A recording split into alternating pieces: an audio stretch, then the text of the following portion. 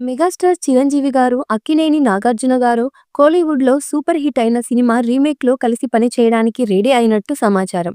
ఇప్పటికే చిరంజీవి గారు పలు వేరే భాషల్లో హిట్ అయిన సినిమాలను తెలుగులో రీమేక్ చేస్తున్నారు.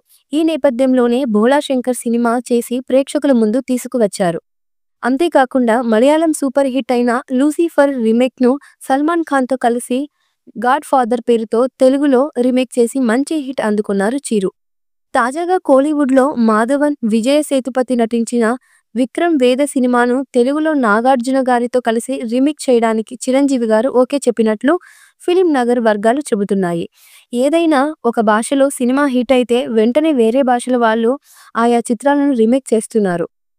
అంతేకాదు, ఈ రీమేక్‌లు సూపర్ హిట్ అవ్వడమే కాదు, నిర్మాతలకు కాసుల వర్షం కురిపిస్తున్నాయి.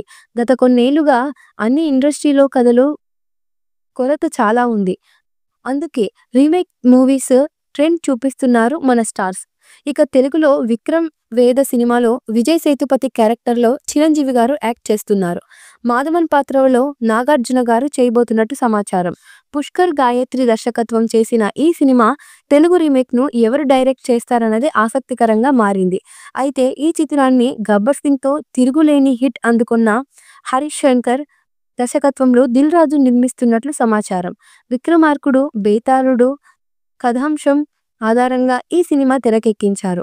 ఇప్పటికే చిరంజీవి గారు, నాగార్జున గారితో కూడిన ఫ్యాన్స్ మెగా పోస్టర్ సోషల్ మీడియాలో వైరల్ అవుతోంది. తెలుగులో నాగార్జున గారితో కలిసి రీమేక్ చేయడానికి చిరంజీవి గారు ఓకే చెప్పినట్లు ఫిల్మ్ నగర్ వర్గాలు చెబుతున్నాయి. ఈ మూవీపై మీ అభిప్రాయాన్ని కామెంట్ బుక్‌లో తెలియచేయండి. ఈ వీడియో మీకు నచ్చితే లైక్ చేయండి, షేర్ చేయండి, కామెంట్ చేయండి. మరిన్ని అప్డేట్స్ కోసం మా ఛానల్‌ని సబ్స్క్రైబ్ చేయండి.